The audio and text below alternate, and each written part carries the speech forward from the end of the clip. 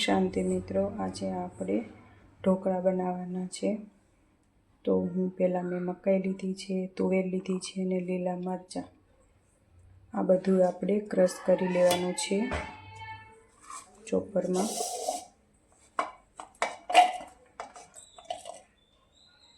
જો આ મેં ક્રશ કરી લીધું છે। હવે આપણે એમાં બેટરમાં નાખી દઈશું। આ મેં 500 બેટર લીધું છે।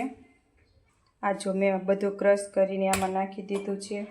હવે આપણે એમાં હળદર, 2 ચમચી જીરું, 2 ચમચી સ્વાદ પ્રમાણે મીઠું નાખવાનું છે। આપણે 1 ચમચી ધાણા જીરું પાવડર નાખવાનો છે। લીલા મરચાં નાખ્યા છે એટલે લાલ મરચું નથી નાખવાનું। પછી આ રીતે આપણે હલાવી મિક્સ કરી નાખશું એમાં। હવે આપણે એમાં અડધી ચમચી જેવો ઈનો નાખીશું। પછી આપણે આને મિક્સ કરી લઈશું।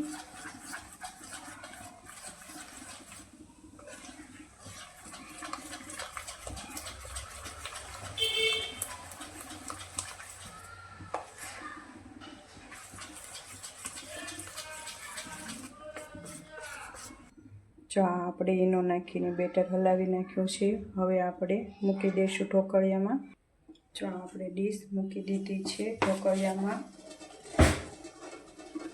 હવે આપણે બેટર એમાં પાથરી દેવાનું છે।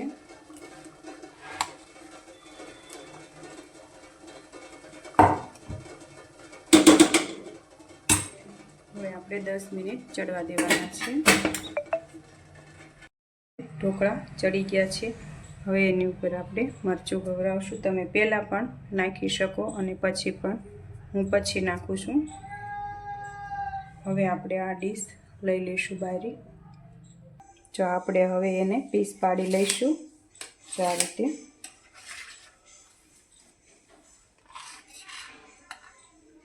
હવે આપણે ભગવાન માટે લઈ લઈએ।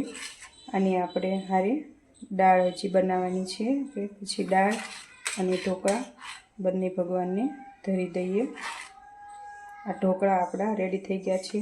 હવે આપણે સંભાર દાળ કરવાની છે। જો ઢોકળા આપણા રેડી થઈ ગયા છે, હવે આપણે સંભાર દાળ બનાવવાની છે। તો મેં 1 વાટકી દાળ લીધી છે। 100 ગ્રામ જેવી મેં તુવેરની દાળ લીધી છે, ધોઈ નાખી છે। અને શાકભાજી આપણે એમાં ઉમેરવાના છે। તો મેં કોબી લીધી છે, 1 દૂધી લીધી છે અને 1 ટમેટું લીધું છે અને 2 નંગ મરચાં લીધા છે। હવે આપણે આ બધું શાકભાજી ધોઈ નાખીશું। આમાં તમારે બટેકું નાખવું હોય તો તમે નાખી શકો છો, પણ હું નથી નાખવાની। તો આ રીતે આપણે ધોઈ નાખીએ। જો મેં આ શાકભાજી ધોઈ નાખ્યું છે। હવે આપણે એ દાળ ભેગું ઉમેરી દેવાનું છે। હવે મેં આ ઉમેર્યું છે। હવે એમાં બાફવામાં આપણે સ્વાદ પ્રમાણે મીઠું નાખીશું। હું 1.5 ચમચી જેવું નાખું છું અને આપણે અડધી ચમચી હળદર નાખીશું। આપણે સંભાર દાળ બનાવવાની છે એટલે હળદર આમાં જ નાખવાની છે। હવે આપણે મૂકી દઈએ ગરમ કરવા કુકર। 3 સીટી કરવાની છે। હવે આપણે એને 3 સીટી કરવા મૂકી દઈએ।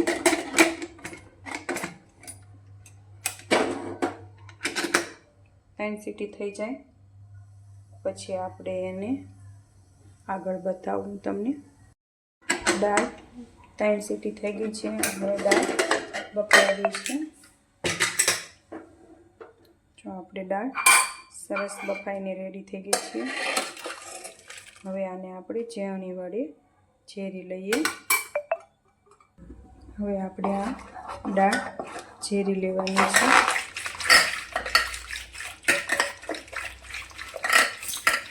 તમે બ્લેન્ડર ફેરવવું હોય તો પણ ફેરવી શકો છો। જો આપણે આ ઝેરાઈને રેડી થઈ ગઈ છે। આપણે આવી દાળ ઝેરવાની છે। હવે આપણે આમાં બધા મસાલા ઉમેરી દેવાના છે। લીમડો, ધાણા લીલા, લાલ મરચું પાવડર 2 ચમચી છે, 1 ચમચી ગરમ મસાલો અને 1 ચમચી સરગવાનો પાવડર। આ બધું હું આમાં મિક્સ કરી દઈશ.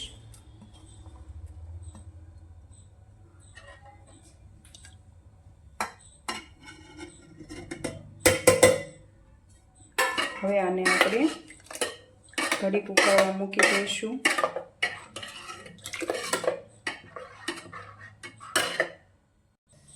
દાળ આપણી ઉકળવા મૂકી દીધી છે. તો આપણે વઘાર કરી લઈએ.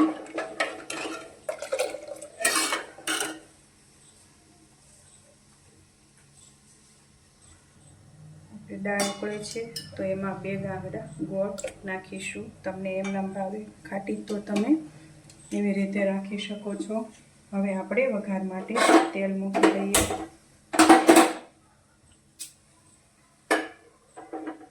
તેલ મેં અડધું પાવડું મૂક્યું છે.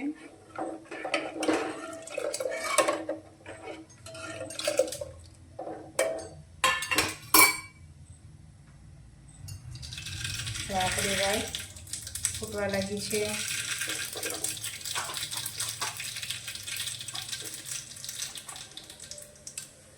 ગેસ બંધ કરી દઈશું.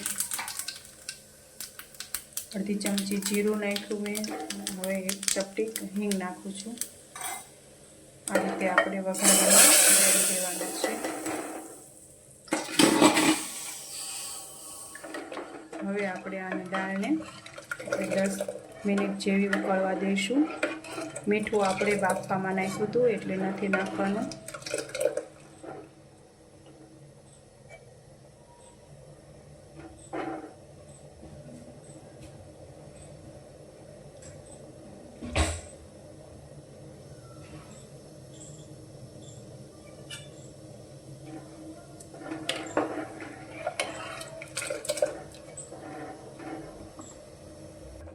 જો આપણે દાળ રેડી થઈ ગઈ છે.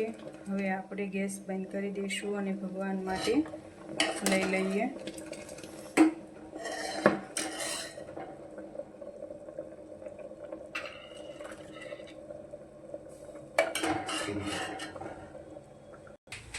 જો આપણે સંભાર દાળ તૈયાર થઈ ગઈ છે. હવે આપણે ભગવાનને થાળ ધરી દઈએ. મેં એની સાથે ઢોકળા અને સંભાર દાળ આપણી રેડી થઈ ગઈ છે.